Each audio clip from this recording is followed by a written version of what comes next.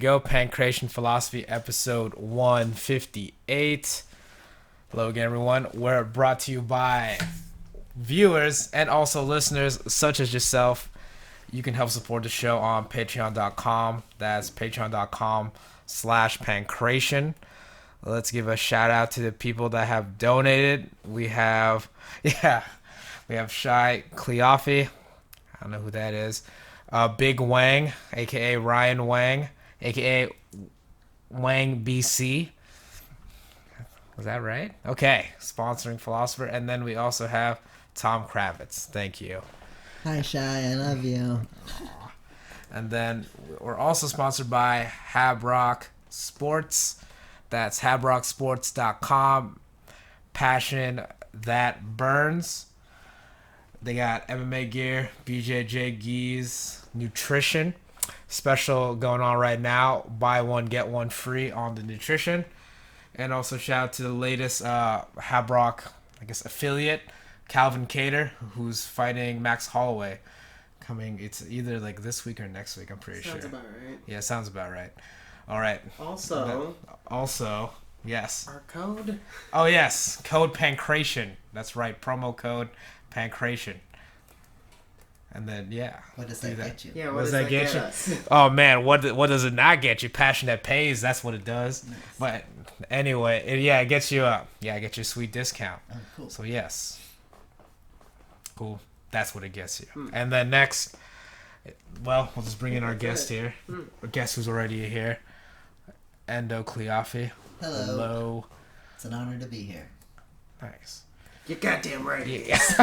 You better believe it took us a while for you to get here. But yes.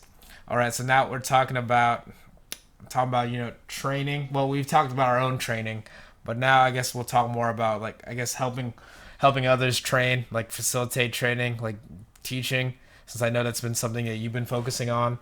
So I guess how has pedagogy? Yeah, pedagogy. Do you know that word? That's the nerd word for teaching and learning theory. Oh, really? It is. Pedagogy. Okay, I heard about it. Oh, never mind. I think of pedigree. No, so that's something different. Pedagogy. So that's a fancy term. That's the fancy term. So is that essentially just meaning teaching, and then okay, trying to figure out what the best way to teach. What the best way to teach is. Okay, pedagogy. Okay, so I guess how has grappling pedagogy? How's that gone for you? It's been going great. I've got a couple new Pokemon. We discussed how you have some Pokemon that you've been training. Yes. From day one, and I have some. They're gonna do battle one day. They cross paths as soon as their eyes make contact. So my two main students have been training for 5 months now. Yeah. And it's been a really cool experience taking someone from day one. And I guess they wouldn't have any. They wouldn't even have experience in a class setting because they were training after the Rona. They're Rona born. Yeah, Rona born. Yes. So they haven't done a regular class yet. So. Okay. Regular class. But I guess the way I've been handling them is it's structured a lot like a regular class. Like we do warm ups. Yeah. And then we do drill. Yeah. Technique and then we train live. Yeah. Well, so that's nice. That's the typical format. It's good to prepare them for that rather than just, all right, you guys can go do whatever you want. And then when you go in the real world, you're going to figure it out. Nope, that's exactly what I do to my scroungy Pokemon that I found that invited its way into my garage. But yeah, I've gone the opposite route since I've taught like a bunch of classes. Well, I used to teach a bunch of classes, and now I said, you know what? What if I just don't do any of that? Classes are overrated. Learning, schmurning. Just got to go out there and do the stuff. But yeah. It's quite rewarding, though. Yes. Like, seeing them pull off a move, it's like so satisfying. Seeing them figure it out. Yeah. Figuring it out on their own, like from there. Definitely. I think I've been blessed, too. Like, they're really good students. Mm-hmm. Like, they're really dialed in and invested. They want to train all the time. And that's like... Well, that's really it's the whole battle. Yeah. People that want to train is the biggest thing. Yeah. Because there's especially because like with their time, there's the key thing to get good at something is time, and if someone's not going to put in time, it doesn't really matter how good they are to start with. Yeah. One of the things that I try to think about all the time is like, just make sure you don't make this not fun. So yes, try to just keep it fun enough that they want to just keep doing it, because like you said, it's all just time. That is the number one, by far, the number one reason why we have the skills we have is just time on the mat. It's not about who's good; it's about who's left. It really is. No, but it really is, and I think that element of fun though is like it is important, because I think especially in the beginning, but I think especially in terms of keeping it, because I think if somebody that's still doing it, I think that's how people get burned out, is that they forget how to have fun or how to enjoy the thing. Like the thing that used to bring them like joy is now not, and then that's how they lose the spark, I think. In terms of that. So I think it's as important as it is in the beginning, it's important to have that all throughout. Like from there. And especially I think looking in terms of, especially for like a learning aspect, I think a lot of people, they kind of forget like how emotion really does play a factor into like how people like how do people take in lessons. Like from there, there's still like a transfer of emotion that's, I think, is important with the knowledge transfer, because it's not just like a textbook that you're giving people. I mean, not that textbook necessarily is bad, but it's just a matter of how people are receiving information. For sure. Like from there. Yeah. So I guess in terms of no, I totally agree in terms of like keeping things fun, keeping things enjoyable, and I think it's like making.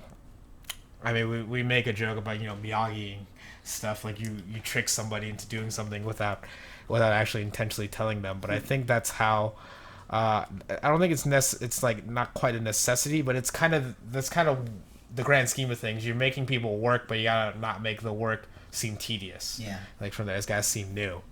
So I think the games and the fun is an important factor. So I guess like for that, especially for people that you're building it like from ground one, how are you like what are some different ways that you're trying to incorporate, like I guess building foundational skills like from there?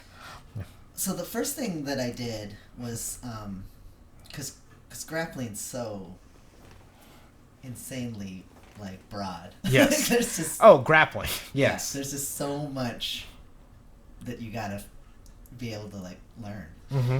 And so one of the things that I found challenging when I was first starting was just I would get into like spots and it just like I have no idea what this spot is, so I don't know what to do. I have nothing here. I don't recognize this spot. I don't know what this is. So the very first thing that I prioritized was just make sure that they have like one thing that they can try in like all the major spots, all the major positions.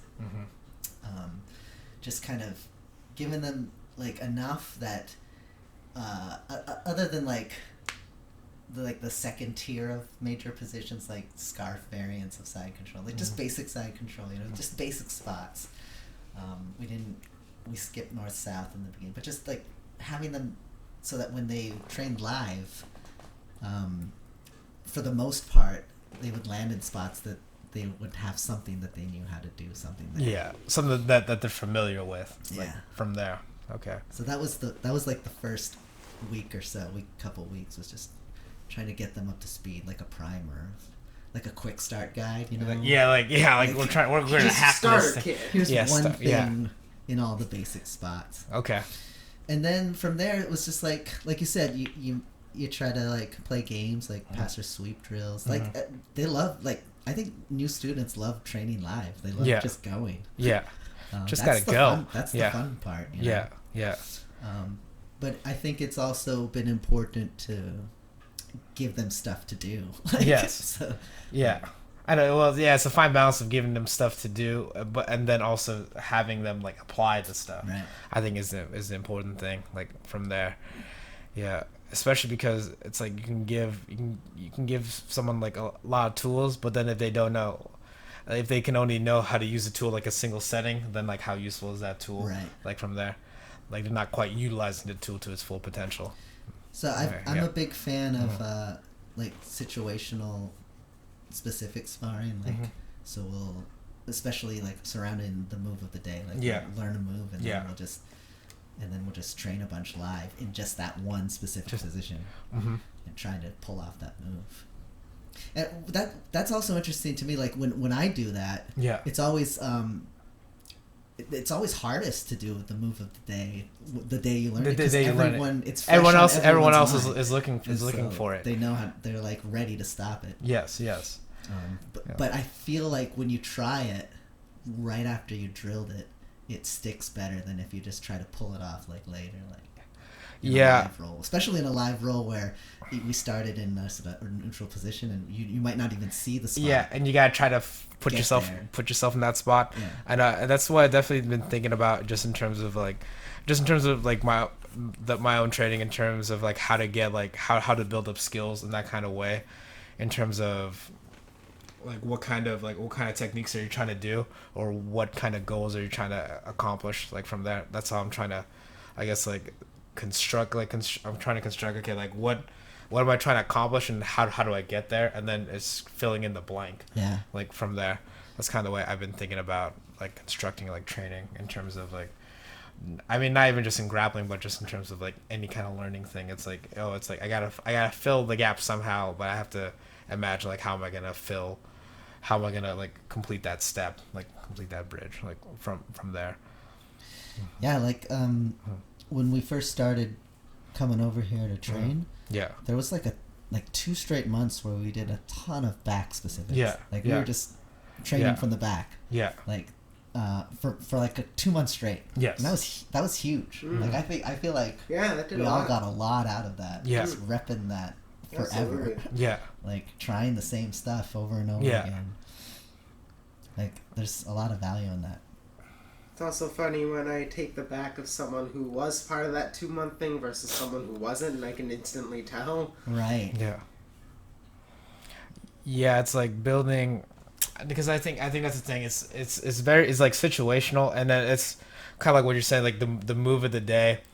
It's hard to like do it when it's like fresh in everyone's mind, but it's a matter of like making, when you do it like constantly, but you do it in enough scenarios where you see like the different ways to implement it, like from there. I think and that's how like the fight with them doing things to undo things, like how you're gonna problem solve that. Exactly. So, and also an understanding. It's never a straight path. No, it is not, like in terms of getting. That's why I'm saying, there's a gap between like where you want to go and then how you're going to get there. It's like, it's not a straight path. It's like a very winding, like, how did I get here? How did I end up back here?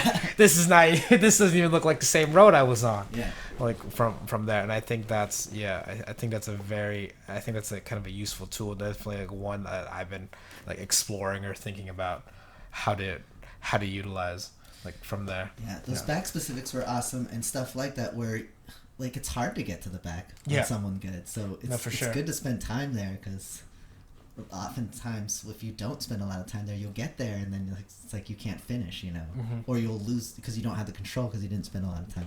Didn't spend a lot of time like doing it, like from there. And I think it's building up. I think going back to like to beginners, I'm just, because I always think about like when I teach beginners, I think about how I was taught in the beginning, and then it's like as we laugh like about this, but it's like looking back like, oh wow, this would not be what's the best way, it's not the most welcoming way. And then I was like, oh yeah, would I teach somebody like that? Like probably not. In terms, it was very like sink or swim kind of thing. You just kind of get thrown in there. That's how you make badasses. It's not an uncommon approach. No, it's not. You see it all the time. I think if anything, it's kind of the it's just, I mean, for lack of a better term, it's like kind of the easiest approach in terms of that, because it's easy just to break somebody down. And I think it's kind of just not necessarily archaic, but there's like, it's happened, it's kind of just the history of how things have gone, like from there, like, well, we've always just done this and then did it, and then that's how we go from there, because I think it just kind of came from I don't know, from I guess the quote unquote like old school way of like, well, we were just tough people, and then that's how we got better because we were tough, and then that's how that learning was facilitated. I mean, not like that's a very overgeneralization of it, but in general, like looking back, I was like, oh yeah, that was a pretty brutal way, like of there, and seeing how I have no other like training partners. Hey like, kid, you know what a heel hook is? Time to figure it out. Yeah. Well, not even figured out, but here it is. I'm of the opinion that, like that method, you end up with the people that were going to be hardcore into it anyways. No, exactly, and that's how I feel. So and as well. I feel like you're missing. There's a percentage of people that are getting cut that are weeded out. That some of those guys could have become hardcore into it. Yes. If their first year was different. Yes, Yeah. if they weren't thrown off a cliff. Yeah. No, because I really think it was a Spartan way of like, all right, time to get thrown off this cliff, and then let's see if you climb back. Fair, the caveat to that is, it's a lot of the time and energy that you're spending on these potential Spartans. Every time it doesn't pan out, it's time you could have spent on someone who's already a Spartan to make them better. So there's ups and downs to it. I can appreciate that, but I guess I just feel as an aspiring instructor, I feel like I have a lot of you should do that.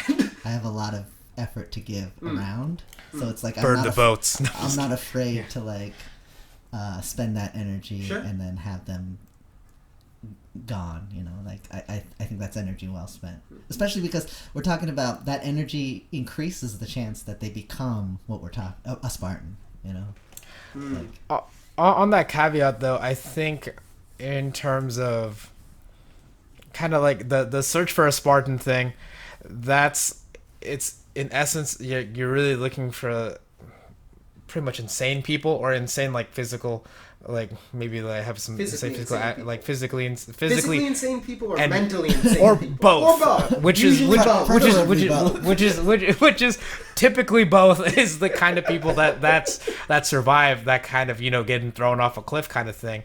And then actually yes, that's essentially every surviving training partner that I have is just like in that way.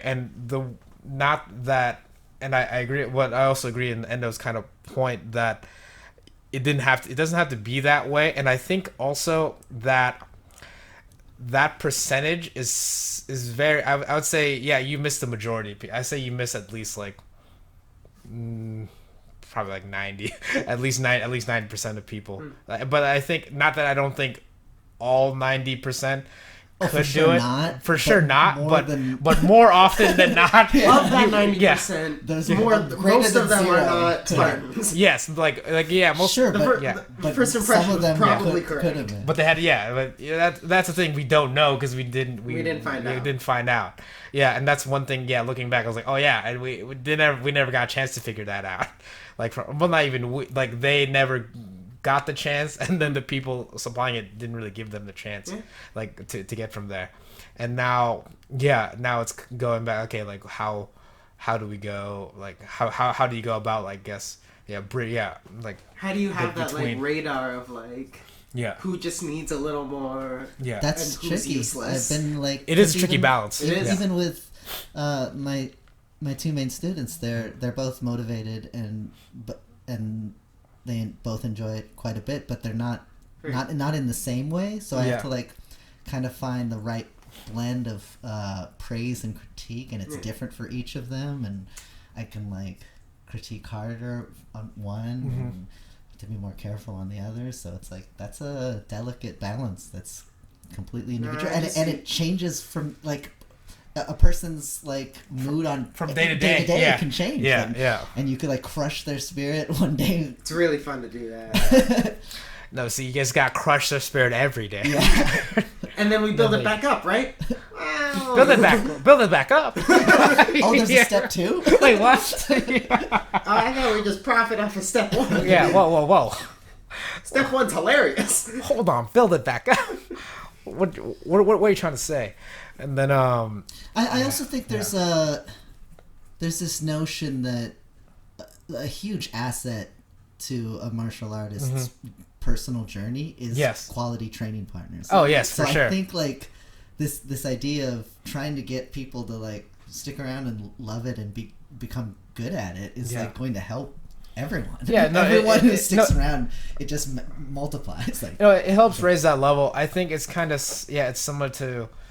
I mean, well, you can look at any like. There's still a reason that, like, let's say like for like a football team, there's like starters, but then they still need other people like to fill roles, and that not necessarily, Yeah, there's a reason there's 53 players on an NFL team. Yeah, like the non-Spartans on the team are still valuable. And they're the team. And they're contributing. Yeah, for sure. From there. For sure. I mean, we never see it, but practice squad is pretty damn important. Heck yeah. Oh no, it's very important. Yeah, it's like if anything, the people on the field don't get the reps that they get unless like there's people there. So I think they're like behind the scenes, like from there. And I agree with that because I think. As a collective, if the collective gets better, then the individuals get better. I think that's just kind of how it goes. So now I'm a big fan of the sayings like "iron sharpens iron" and "the rising tide raises all ships." Yeah, I love those ideas. Yeah. And then in terms of iron sharpens iron, they were just like, oh, only iron. Don't worry about this other stuff. It's like, oh, did you look at that? Nah, we just throw it, like from there. But yeah, it's Yeah, so I find that interesting too, especially because, I mean, I knew, especially like from when I began teaching, I knew no other way than like how I was taught. So I'm like, I'll just do. I mean, it worked for me, so it must work for it must work for everyone else and that kind of. And then slowly I began like, no, it's not. It's like maybe not. Maybe there might be some ways to alter it, and then just like.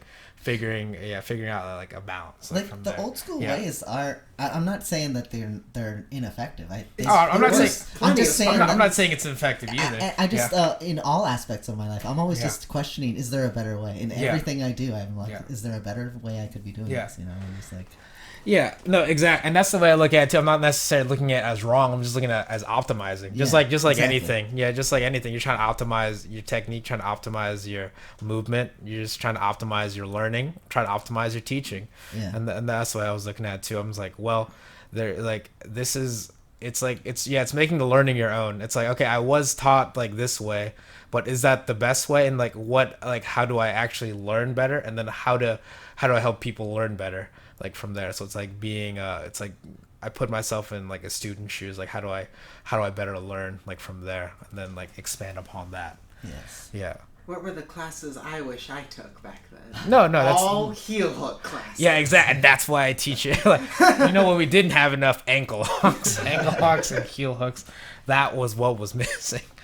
Like from there, yeah, and then because I essentially think like what do you wish you learned, and then going from that. There's also so that's an important thing too, but I also think something that I've been thinking about a lot, especially recently, as they're starting to round out their vocabulary of moves that are largely just like my moves, my A game. Is that I'm trying to learn stuff that doesn't suit me that I think that might suit them. Like I'm trying to make sure that they don't just become like a carbon copy of me, because it might not be optimal for their like body type and their temperament and for sure. No, you will do it this way. Yeah, so this is the way, and that's all you do. So lately I've been trying to like learn stuff that doesn't necessarily resonate with the way that I grapple, but that I think would be good for them to at least explore. Yeah.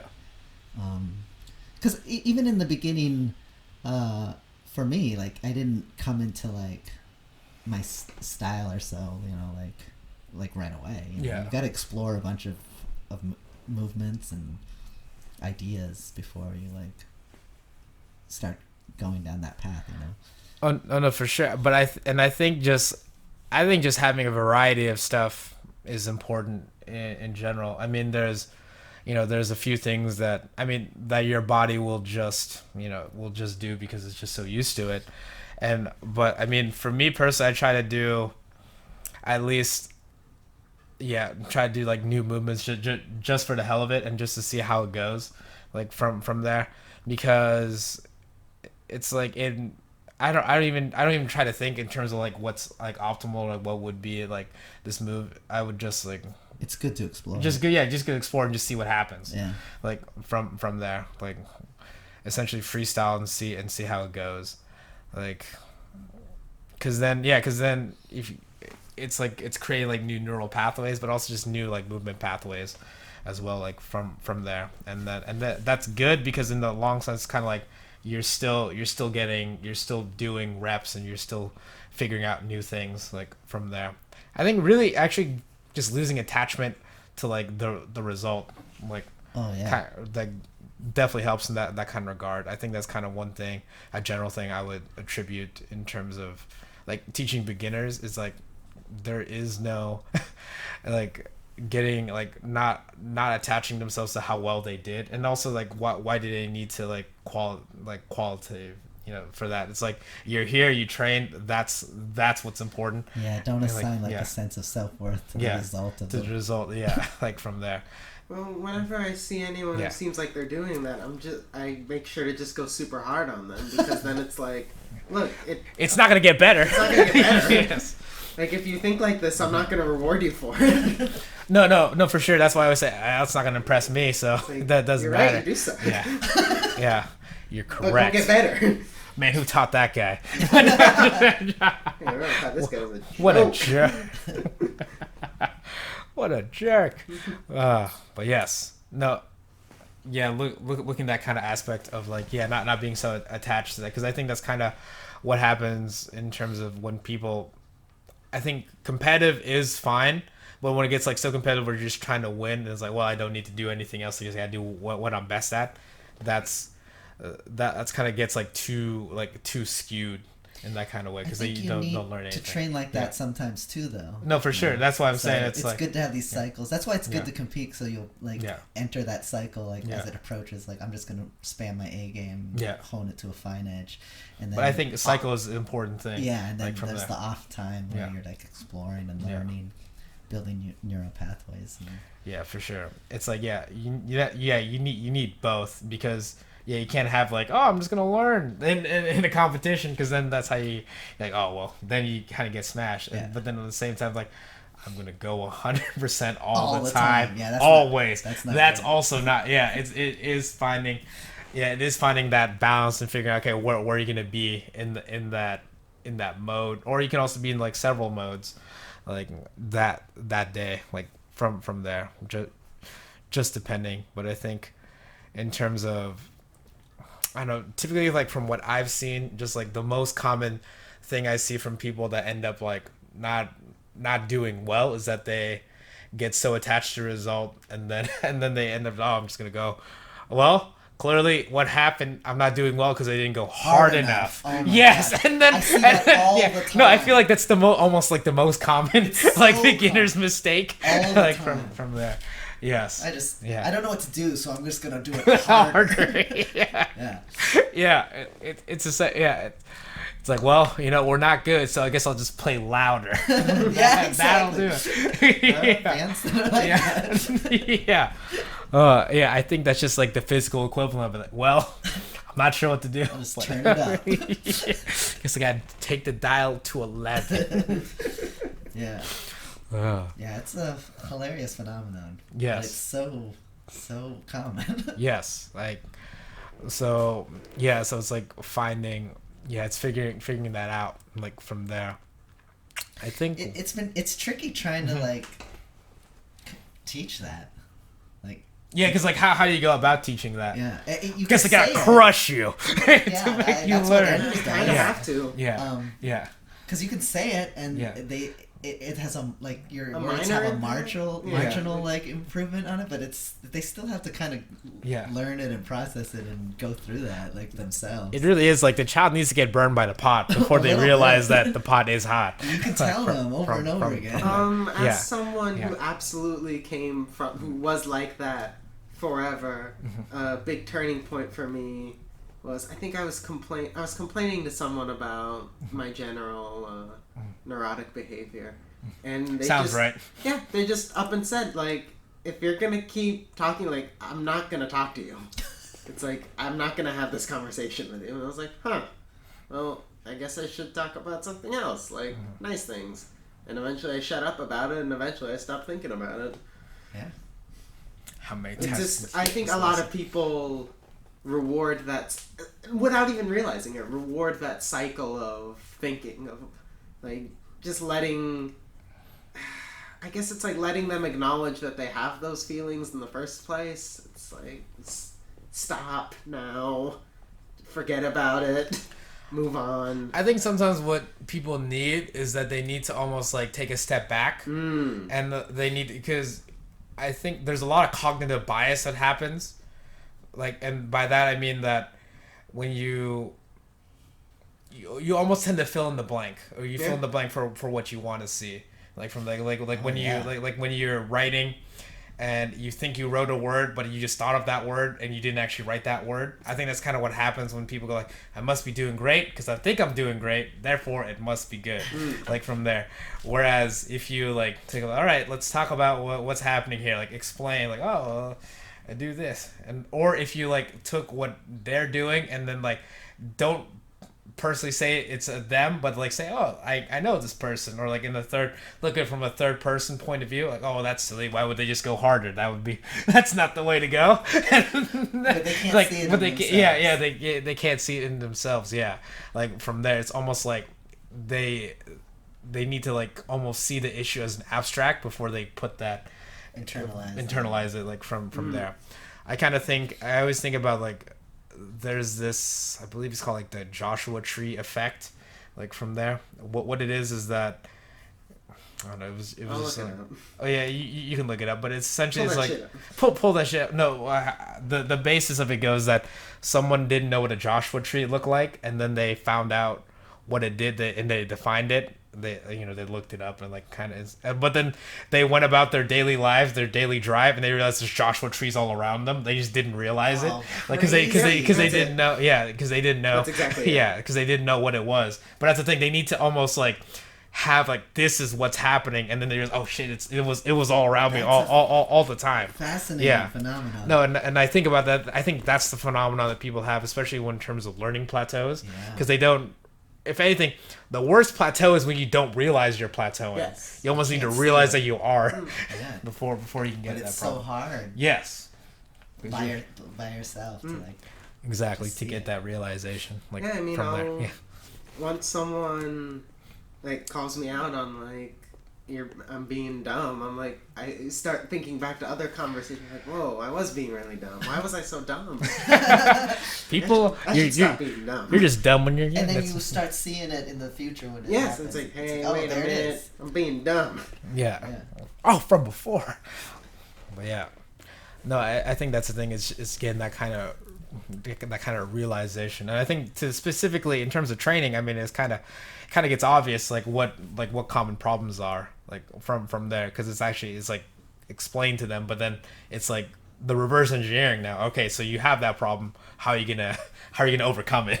You're like, so I think that's a pretty interesting thing in terms of how I think you mentioned like, temperament, like for students. I think that's temperament and learning style is important, because if anything, like one needs to realize like how they learn or how they react to things. You need to know yourself before you can start like improving yourself. Yeah, I think, when I say these things, I'm just talking about what worked for me. I don't know if it works for you. Yeah, no, exactly. And that's the same way I look at like, teaching martial arts. Yeah. I know how I can do things, but it doesn't necessarily I know how to like how other people will do things. But I have like, the way I look at it is I have a general idea of what a concept is, and how can I make them see the concept for themselves in that way.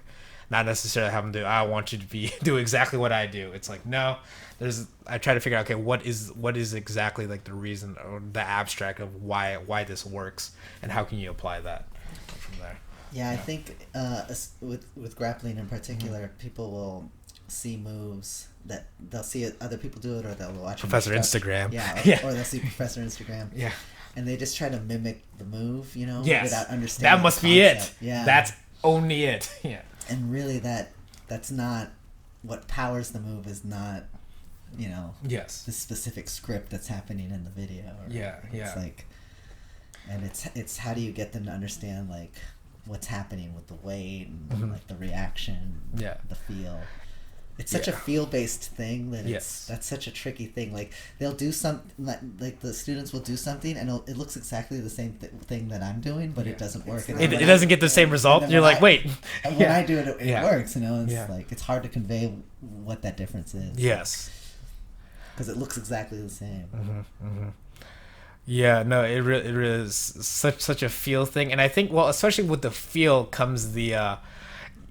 When someone moves, they can't quite see themselves move in the space, right. Like from there. So even when it does look the same, you can't see what they're seeing from that aspect, or you can't necessarily feel what they're feeling. Exactly, because they're missing that kind of nuance. Yeah. Like from there. So then it goes about like how do you create how do you create that nuance of feel, like from there. I can do it better when I roll with them. Then I can feel the mistake. Yes. Or the mistiming. Yeah. But it's tricky when you're just watching them roll, and it's like I don't know why that's not working. But you look ridiculous. Yeah. Hey, you look really stupid right now. You should fix that. You should. How about you stop being stupid and start being smart? Carry on. My job is done. My work here is done. Instead of that, how about you just be a beast? Going back to the like learning new moves to teach them, and how I found that's like so useful to my own for your own learning. Yeah. And I didn't realize, like I thought, I definitely know people whose games are more narrow than mine. Yeah. And I my self perception before this whole experiment was that my game was rather like broad, and then when I started teaching them, and then it's like, oh, like you now know everything I do, and it's not that much, you're not great at it, but like that's all I do. It's like, oh shoot, I should learn more stuff. All right, you guys, I taught you everything I know. Get out of here. Yeah. No, but I think it's kind of the thing where you kind of fill in the blank because you're like, well, this is everything I do. There must be a lot, and you never like bother to write it down and see. Not that much. Yeah, I just always think of that SpongeBob episode where he has to write an essay, and he's like, a few of these, some of these, and then all he's written is the word the. And then it's been an hour, and he sounds like an incredible amount. That's kind of how I do it. I always think of Avatar: Last Airbender when Aang, he has to go learn a new element. Yes. And then he does it, and the guy's like, "All right, taught you everything I know. Now go to another part of the world and find an instructor." Yes. What? Wait, why can't you just say, "No, I only know this one thing." That's it. That's all I know. Yeah. So it's been really useful to them that Ender will come over and teach like his take on things. And it's a completely different. It's a lot more bullshit. No, it's not. Bullshit. It's a lot more. No, it's only not. Bullshit if you think it is. I actually like an opinion I have of both of you is that I think that you guys underestimate how much value and knowledge you have in you. Maybe it's by design, like you want them to figure out themselves. Yeah. But I think maybe it's some design, some jokes, mainly jokes, but I think you can help them figure it out with some more directness. More directness. Oh yeah, for sure. For sure, Ender, like you have like whenever I ask you a direct question and you like start explaining your thought process on a position, it's like, wow, you know way more than you think. Well, you know. I always thought I'd be better at teaching seminars than classes, because in seminars I can pretend to know what I'm doing and people ask me questions. Whereas in a class, I'm like, shoot, I have to like come up with some bullshit right now. Do this. Yeah, I definitely am vague just for the case because I'm curious like how exactly how I'm curious about their train of thought. I'm like, where is your train of thought going? and how, because then that gives me a better idea of how I can help them complete it. It's like how scientists watch like rats and like see what they do. It's like, well, if I just hand you the thing, like that's cool, but I want to see how your brain works. No, exactly, and that kind of give you a treat. No, in that kind of way, because I don't want to. It's in essence, I don't want to bias them in that kind of way, because then they have a sense of, oh, this is the right way. Yeah. No other way. This is the way. Yeah. The way that should be right is the way that their way. Like them figuring it out. It's good for them to get used to that. Because that's what's going to end up being right for them, because that's the individual. When they're Spartans. Yeah. No, because that's their fingerprint. That's how that's a grappling print from there. Like the more I've thought about this, the more I've noticed that a lot of grapplers think that their way is the only way. The only way. And it's yes. like, no, there's like a ton of that's ways. not. Yeah. Like there's a ton of ways to get good at this. A ton of ways to like be effective at this. Yeah. And it's each individual needs to kind of figure out their strengths and temperament and style, Yeah, and that's the thing, multi-tiers, in that kind of way. But yeah, and I was picking Ender's brain on. It was a bad idea. I don't know why you did it. Last week on armbar from bottom of side control. Okay. And, we've talked about several times throughout the last 3 years. More than okay, 5 years. Yeah, I learned it pretty early. Yeah, you learned it pretty early. So I've been trying to talk you down from this. He's been trying to talk me out of it forever. so this is a bullshit move. This isn't like a real thing. Like the arm bar from side control, like bottom of side control. Oh, like you're in bottom from side control. Yeah. You shoot your hips up instead of guarding. I definitely do that. You taught me that. Yeah, I know. I did. And so I'm just didn't see the value. I definitely did that. I definitely taught that for the lulls. It didn't resonate with me. Yeah. And, I was like, this will never work at the highest levels. Yeah. They have to really mess up for you to catch the armbar. Yes. Mm-hmm. And then I saw Endo rolling with someone who's grappling I highly respect and who crushes me. Yeah. And they were doing specifics in side control. Yeah. So Ender started in bottom of side control. Yeah. And where I would have tried to frame and make space and shrimp out and get my knee frame in, he threw up the armbar, and of course it failed. Yeah. But it gave him the space for a free regard. Yeah. And I was just like, oh crap, that's a real. Yeah. That was a real threat, and the response to it gave it an opening that, for free. It was amazing. Yeah, for sure. I think I definitely do remember teaching that, and I definitely remember it's one of those things I would call it like a channeling move. Like if you get it, that's great, but really the key thing is inciting movement. For the thing after. Yeah. Yes. Yeah. My Ezekiels are always the same. Exactly. You rarely land Ezek, but it opens things up. Yeah. It creates movement, creates reactions. Yeah. So to get back to the point of making things finding what works for you, it's this idea that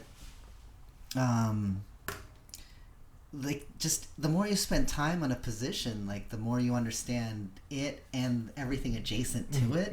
And so you can make even things that don't seem like good ideas work in the context of your game and how you funnel things to the things that you're good at. Oh yeah, exactly. A classic example is in the gi, Hadra Gracie would just constantly cross choke everyone, and it's I gave up on the cross choke a while ago because it's just impossible to finish on anyone decent. It's like a white belt killer. You know? It's so I started classifying it as not a real move, and then but if you if someone chose to view it in a different lens and say, no, I'm going to spend years on this. Yeah. And then even at the highest level, they're not going to be able to stop me. Yeah. And I'll know what to do when they do stop me because I'll have spent so much time exploring this Granted, this idea. Some things are much easier to go down that path than others. But you still need to put the time in to realize that because it's experimentation. Yeah, for it's sure. Only bullshit if you say it's bullshit. No. But that's pretty much what. Kind of. Yeah, exactly. In terms of the belief, but I think that's another thing too. Belief in what you do is is important. that's kind of what mentally is backing you, like from there. When we were having that conversation, Ender brought up that saying. Now people, that saying like magic was just science that they didn't understand yet, and it's like bullshit moves are just real moves you don't understand yet. Bullshit is just fundamentals you don't understand. There you go. Bullshit is just fundamentals you don't understand. Yeah. No, you guys don't understand. The Berimbolo is a fundamental position. No, it's fundamental. Yes. It's like close. Yeah. And just bullshit. Yeah, no, because I think I do remember. Because this just reminds me of like something I taught Ender like I don't know years ago. It's like, oh, this is all you do for takedown. You just shove them. Like, yep. The shove. That's all you need. I remember that. And then he was very incredulous. Like, no way. Are you serious? Like, no. Like this is one of your jokes. I'm like, yes, but also no. Like, and then it's like, there. watch, and then you just shoved me and took me down. I was like, huh. Like weird. Now it's a part. I was like, I guess that's shoving people more. Yeah, like from there, but even like to this day, I mean that's essentially that's essentially what I do. Yeah. Like from there, and it's like it starts the movement.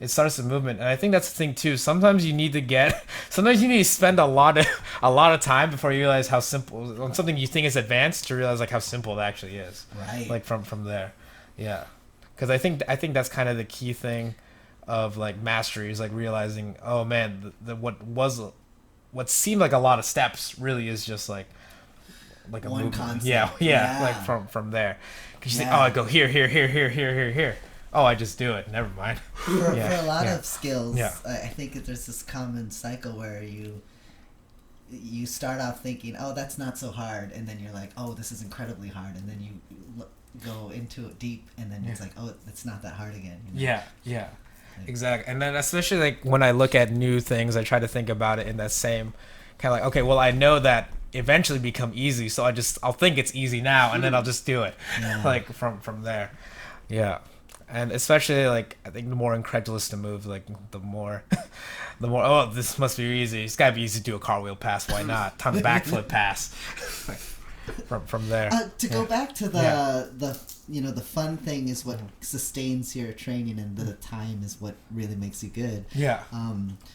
Ender points out like these dumb moves that he explored for a long time. Oh yeah. I asked him like what I kept telling you this was a dumb move, and you kept exploring it. Why? And he's like, because it just was fun. Yeah. So if you find these moves that are cool to you. Oh yeah. That are gonna keep you training. It's like almost definitely. I mean, well, yeah. The main reasons like I think I train is like, okay, exercise cool, but mainly it's just for jokes, and then that's just like the physical comedy that happens. Like from there. There's a lot of physical comedy. There's a lot of physical comedy. I mean, speaking of that, because I just remember like, oh, I'll just do cartwheel passes and I'll just keep doing it. It's like, do I really know how? I just saw it and I was like, well, I guess I'll just try and figure it out. It's pretty self-explanatory. Like from there. Cartwheel. I know. I was like, how hard could it be? That's essentially like how hard could it be? I just do it and it happens. That's a great attitude. Like from there. No, and I remember hitting it in a competition against a guy that was also, he had a look of incredulity, like, I can't believe this just happened. From there, I was like, well, I can't. Ender shot it at me in competition. Yeah. Like the first time we competed against each other. He tried to cartwheel. The cartwheel failed, but it like opened me up. It caused it was a channeling move. Like, and he ended there. up passing my guard. Yeah. Right after it because of my reaction. Yeah. Yeah, exactly. And I think it's but yeah, I know like the physical comedy of things, of course. But yeah, having almost like being free enough to explore that, I think is an important thing. And I think it's keeping that kind of enjoyment like from there. Yeah. I think that's very important. I think a part of me still holds, because I love kung fu movies and things like that. Where I know that's probably not too useful. Not with that attitude. I know, but like it's just kung fu we haven't done yet. Better things that we could train, but I still love watching it. And I always tell myself like, man, it'd be cool if this was real. That's how I feel about a lot of moves I don't understand. I'm like, well, I don't know if it's real or if it's like actually good or not. But it'd be pretty cool if it was. This is real. Yes. And therefore I will assume it's real. Yeah. Because I want it to be. No, but I think that's the thing, and then that's how you explore it like from there, and then you figure out how to actually how to bridge that gap. like from there. Of course, so, like you said, something's gonna be easier than others. Like, nope, this one hand death touch is definitely gonna work. Nope, not yet. Bars for what? Next. But JJ bullshit. But yes, I think I know. I really think in terms of going back to like helping beginners, it's like having them see that it's that constant flux of no, keep going, all right, like but it's like keeping them balanced in that kind of way, like from there, because I guess right now I'm thinking back, I was like, did anyone tell me like to not quit? I just never thought, I didn't think quitting was a possibility, like from there. I was like, what? I made it clear you guys were never getting rid of me. Oh no, we tried. Like, get out. But yes, I think it's and it's realizing, I guess almost like I think also in terms of like realizing, okay, what motivates someone to do something, like from there, I think realizing, getting that train of thought too is important, because then it gives you a good sense of like, once again, where they're if you know where they're coming from, it gives you a good idea of where they're going. Like from there. That's an important thing to figure out to help guide them, because everyone's got different goals and different, like where martial arts slot into their life. It's different for everyone. You know? Oh yeah, for sure. Yeah. And so you gotta take that into account, I think, when trying to teach them. It's almost because now looking back, I realize, I know somehow, some way, I kind of, I don't know, I think I just knew who the other crazy people were. Like from there, I was like, this person thinks like me, or we think along the same lines. See your Fits own. Right. You see your own, like, this person is gonna flock here. But it's just a matter of like, but now it's a matter of, for me, it's like seeing like, okay, how, pretty much like how is it gonna best affect them, like from there, like what's, like they're doing it, clearly they're doing it for a reason, so like maximizing their time for whatever benefit they're trying to obtain from it, like from there. I think especially in terms of just in terms of development, especially I think that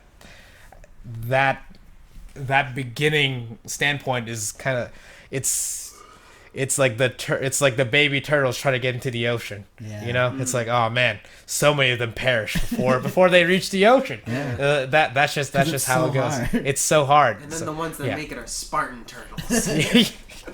Yes, indeed. So now what you're trying to do is you're trying to be the turtle that like helps the turtles reach the water, in that kind of sense. So I like that analogy, because so much of what they're doing in the beginning isn't even grappling. It's nonsense. What are you doing? Yeah, exactly. We're trying to get you into the water. Yeah, like, so you can be a damn turtle. The water's over there. I don't know where you're going. So much of their instincts are just the opposite of what you want to be doing, and so much of the beginning is just unlearning. Really, like that's not what we're trying to do there. Why would you do that? Okay, do that, but just not wrong. You just gotta be less stupid. Yeah. See, the problem is you're stupid. You just gotta be less.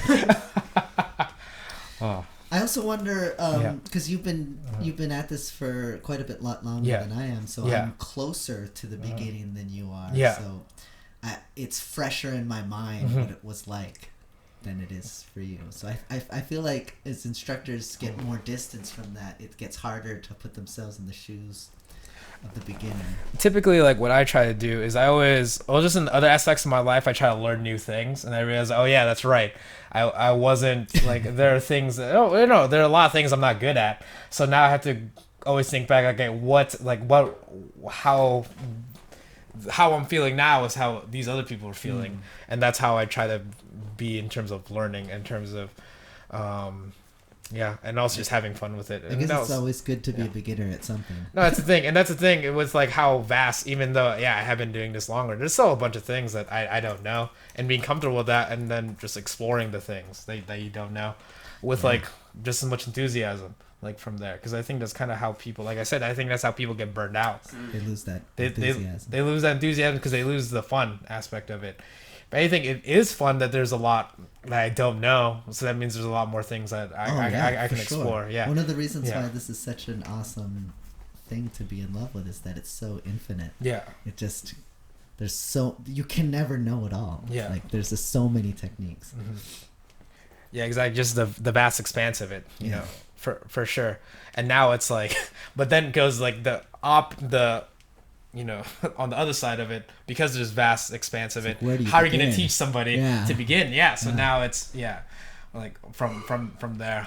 I've been, you know, what I was trying to do is try to define to myself, like, if mastery is like being an awesome poet, you know, what's the alphabet, you know, that for when they first start? Like what are the letters? How do they get there before they can start learning words? Yeah, you know, and then what are the first words they need to learn to start making competent sentences? You know, brutal violence. You could always go the 10th planet round and just get them stoned before or during smoke break. Smoke break. Gotta open your mind.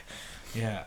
No, but I think that is a way though. Did you know Sid joined 10th Planet? I do know Sid. I mean, of course. Why wouldn't he?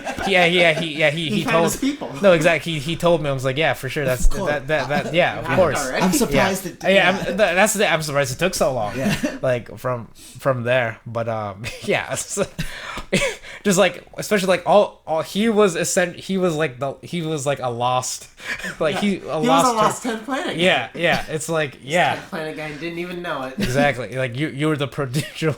Like you are exactly what they are looking for. Exactly. Yeah. Like all the same aspects. You are Filipino Eddie Bravo. He's fulfilling the prophecy. Like shout out to Sid Santiano. Yeah. So no, and then essentially, yeah, exactly. And I think that's. Oh well. Further that, it's in terms of like students. That's why I think understanding, you know, people's backgrounds and where they come from is like helpful in terms of how they learn, especially given the I think that's why it's been easy for me to teach comedians because I am a comedian. I understand how they think and they're crazy. So it is if they're crazy, then I know exactly how to talk to this and I know how to teach them.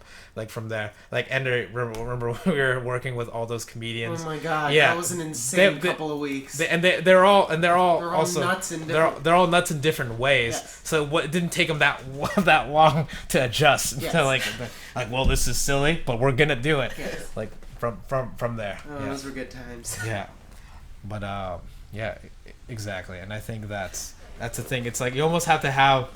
As much as like people like because people they need to like move their bodies in a different way. The other thing, the converse thing, is they need to think different ways as well. Especially like that's what you're saying, unlearning what they think is especially to do. Yes, so common. Yeah. People think they can fight with no fight training. Exactly, with no fight training whatsoever. They're coming into it already thinking they know what fighting is, and they know nothing. Yes.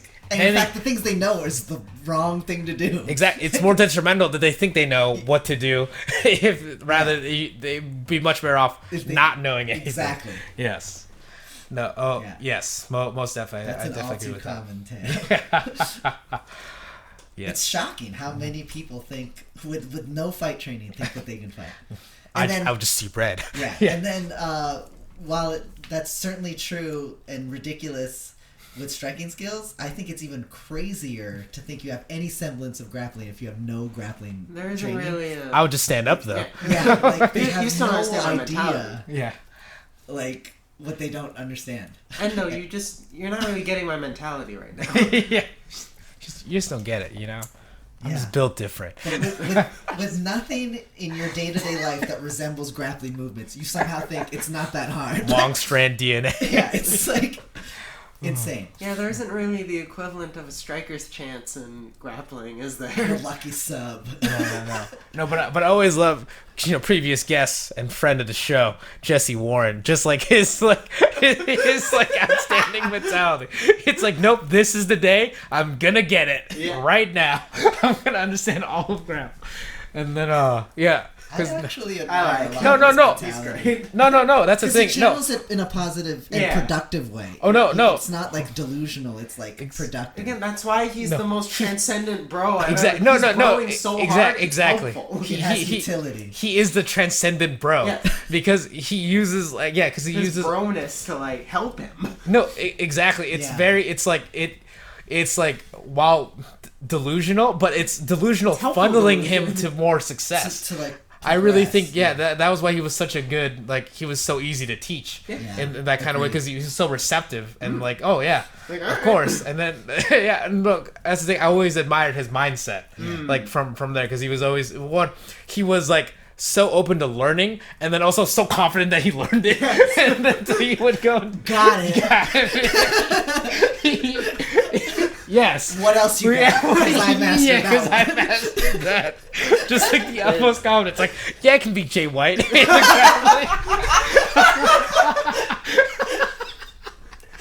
You, Sahab, I will destroy you. Yes, just out of nowhere. Well, not even out of nowhere. After getting out grappled by Sahab, quite easily goes I was just tired. Tomorrow I will destroy you. No, that's the thing. I was I think we could all learn from that, just in terms of. Jesse Warren learned all the skills of a school bully and just took it to adulthood to the max. Jesse is oh man, he is. It's a lot of things. Yeah. What is a lot of amazing things. Chokes versus jokes. Episode. Man. But I think that was. We really do. We're just train with him because it was because that's the thing. Because I felt man, I know I'm teaching him, but I think I'm learning a lot from his mindset. Yeah, for sure. In terms of that, it's no guys, I don't feel like I'm dying yet. Or what was it? I don't feel. Can you go more? Because I don't feel like I'm not sweating as much. Yes. I'm not tired enough. I love it. He is. Oh no, so Jesse Warren is what an online guru wishes they were. Yes. You know what they mean? Oh no, success, blah blah blah. But it's it's no, but it's he actually believes that. And it's pretty helpful. Yes, no, it's it's very helpful in that kind of way. It's funny. But also very entertaining. Yes, as well. Sure. I always find it funny when we talk about. It reminds me of Jesse Warren. We talk about how people who have no training think they can fight. I always find it funny when people who have some training still think they can whoop. It's you should know better by now. It's I don't know why you think you're as good as you've been humbled, been right? Shown? Yeah, but guess you haven't learned. But no, that's the thing. Yeah. That's why I always make sure to crush any of his students. To make sure they don't think they're good. Oh, you think you're good? Let me solve that. No. You think you're strong? Oh no. You've yet to begin. That's why good old Filipino Eddie Bravo. It's just he is both. Well, talk about mentality. Yeah. He is both aware of his skills, but also unaware. Unaware. Or, the best way I can describe Sid is that twice, he said both these things within an hour of each other. Believe in yourself. I can't believe in myself. And then half an hour later, maybe 20 minutes. I'm never gonna die. Here we go. No. Yeah. Well, between that, it was I can't believe in myself. I do, or I gotta believe. You gotta believe in yourself. Or and the other thing was oh no, I'm too weak. I'll never get it. I'm never gonna die. Just the full swings. Yeah. He's a great example though of people trying to get people to be the best individual they can be. Yes. Their own, because I have to catch myself trying to coach him through things through the lens that I see things, and it's just rooted on old school fundamentals and position before submission, and he's just throwing up weird nonsense. and but I have to stop myself because I see the value in what he's trying to do, and I don't want to squash that individual spark he has. Because it's pretty awesome. 10 years from now, he's going to look completely different grappler than I am. Oh, for sure. You know, and it's not like he's still going to be really good. I don't want him to be me. You know. Yes. Because he should keep exploring that. So that's why I went to 10th Planet. Yeah. But for real, when I watch him roll, I have to catch myself not like I have to like normal coaching about what I would say to do in a position. Like he's thinking of a completely different way. It's a different train of thought. It really is, yeah. and I have to catch myself like giving him actionable like feedback to try and do because it's gonna stop him to do what he's trying to do. That's what he naturally wants to do. Yeah, like which from is there. interesting and unique to him. Oh no, for sure. I think the biggest thing. Well, I guess I haven't really taught Sid anything. I've just like kind of beaten him up for these like the same kind of month, like probably about 5 months or something. Yeah. And Sid is one of Pocholo's Pokemon. Yeah, but he's been training it with in my gym too. Yes. Also, so Yeah. Cross training the Pokemon. Yeah, cross training. But that's the thing. This is like my experience of like teaching somebody nothing and just seeing what happens, like from there. And that's the thing because like it's pretty apparent. I mean, I've shown Sid some stuff, but if you see Sid grapple, you wouldn't have thought that he looks nothing like what I would grapple, like for sure. Yeah. I even consider myself like pretty willing to throw up subs and random bullshit, but I don't even understand what Sid's doing. It's a completely different. None of us do. I don't get it. No one gets it. But I see works. the value in it. Yeah. In pursuing that track, I totally don't want him to like stop. I don't want him to stop being him. Yes. But yeah, it's interesting seeing how from my perspective, watching you two teach because I mean I'm around both of you a lot. Yeah. And how different it is, and that there's got to be this. I mean, like you both always say, you're trying to find the best way possible, and it's cool that all three of us are trying to find the best way possible in different ways. And we've come up with different things of what that looks like. Yeah. And that's okay. And we're all probably wrong. Yeah. The answer is just got smoked or a lot we're of all weed. probably right. Yeah.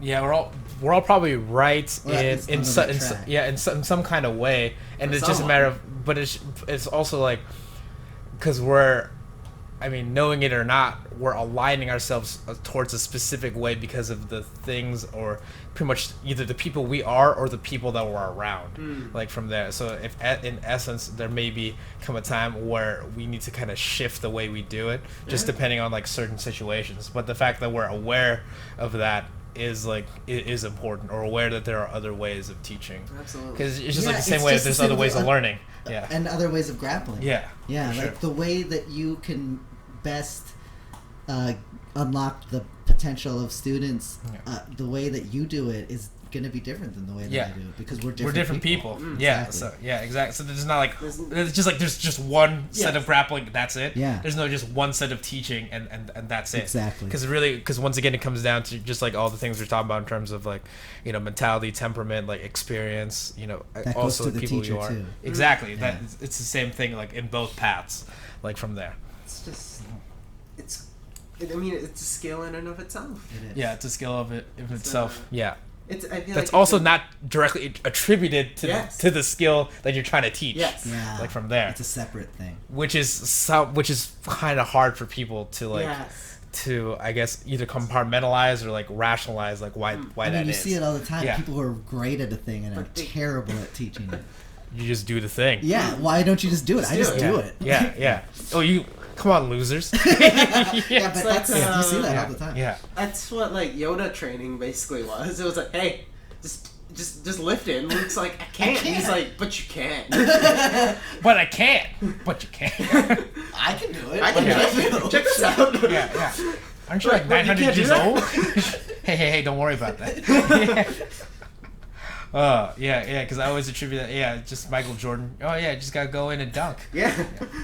Just got to hit that jumper, like, from there. Or Rumble Johnson, I just got to go in there, use your overwhelming knockout power, and spark them. Well, you guys don't have that?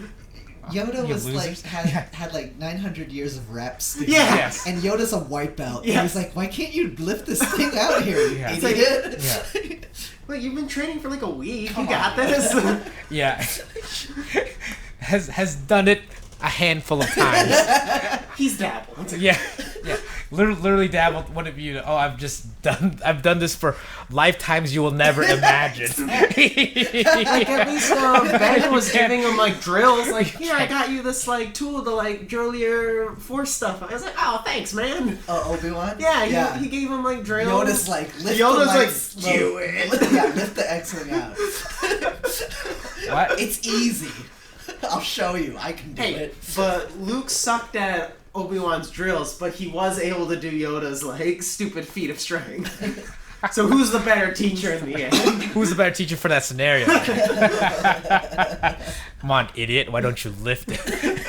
It's not that hard.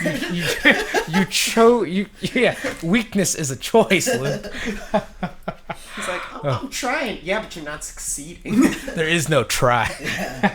Sounds like you just suck. Excuses. Yoda, the Jedi Spartan. Yes. I do legit think a lot of the sayings that Yoda spouts in that movie are it's true. Yes, I do agree. Yes. Not looking for the quick, easy shortcuts and trying to do things right. I like how he says not looking for the quick, easy shortcuts, then makes Luke lift an X-Wing. I feel like there's some contradiction. Wait a minute. I thought we were in fundamentals class. What are you talking about? It's just fundamental. Yeah. All Sounds right. like you just suck. Yeah. All right. Welcome to your first day. All right. Now deadlift 900 pounds. Yes. Wait. What? First off, what does this have to do with grappling? I like that warm-ups are like, all right, you're going to go running through the jungle. Oh, cool. Okay, that kind of makes sense. Okay, now that you've done warm-ups, go lift this X-Wing. Wait, that's completely different. How was that a warm-up to that? Like, you just had me do strength and conditioning. Like, Yeah. Oh, man. Well, yeah. No, it's definitely been an interesting journey. Yeah. For sure. And I mean, continuing one. Yeah. And I think next thing on this is just like, I definitely want to hear, I want to hear like, the beginners, like from their point of view. Yes. And then like see how they think. Because, they're rapidly growing. I mean, we grow as well, but, us within week to week, that's not going to be like a big a difference as opposed to someone who just started like 5 months. Like, I mean, 5 months from now, what are they? they'll be like slightly less stupid than they are now. Yes. But no, I've I've told this to them numerous times, is that the growth they're seeing now is so much more than the growth that, Yes. When you get to a point, you're just chipping away. Yes. And refining. It's like, micro things. It's so hard to like level up. You're just kind of chipping away at it. Yeah. Whereas in the beginning, you're making huge. Oh no! Week by week. And you like feel like a badass. Like, week by week, literally day by day. Really. Yeah. Huge jumps. From there. Yeah. So now it's just a matter of like. So we need. So this interview them, and then we need to have them. We need to have that Pokemon battle. Nah, man. Sid went to a different gym. He's at he's daycare. Their Pokemon now. He's at a daycare center now. I mean, in the daycare, he's gonna come back leveled up. Well, it's weird 10th planet. And now we gotta break it. Now we just gotta break them again. Yeah. No, but no. Don't worry, Sid. If you're listening to this, we're just kidding. We're just kidding. No, we're not. No, we're gonna break you down. You can't see me winking at the camera. But it'd be good to hear their thoughts and perspective on the beginning of their journey. Mm-hmm. And then just showcase that from there. All right. Then you could even hit them up again a year later and see. Exactly, just see okay, what's changed. Yeah. Kind of chart their growth. Yeah. Yeah, it's interesting. Just in terms of the training aspects. If Ender hasn't made them quit by then. Now we just gotta try harder. Yes. That's more. He's always trying to grind them into the dust. Yeah. Grind their bones into the dirt. Well, yeah, in a year I'm gonna be like, all right, numbnuts, what you been up to? Yeah. My name is, I don't remember your name and I don't care. Your name is not important. It doesn't matter what your name is. Are you Spartans yet? Yeah, right. Well, I guess we can't talk about your journey as well, Ender, but what about you? In terms of the beginning, how do you remember the beginning aspects of your training? Beginning aspects of my training. Way back then. Way back when you were a kid. Yeah. You know what? You might just have to wait until next time. Yeah. Seriously, we have 5 minutes. Oh, 5 minutes left. Never mind. Well, yeah, we'll just worry about that. We'll just worry about that later. All right. Bye, everybody. Oh, it's not that. Okay. Buy stuff from Habrock. Yeah. Promo code Pankration. Promo code Pankration. Patreon. Train. Don't be stupid. Spreadshirt.com / Pankration Philosophy. Okay. Yeah, I was like, man, there's one thing. Yeah. All right. Bye. Bye. Bye.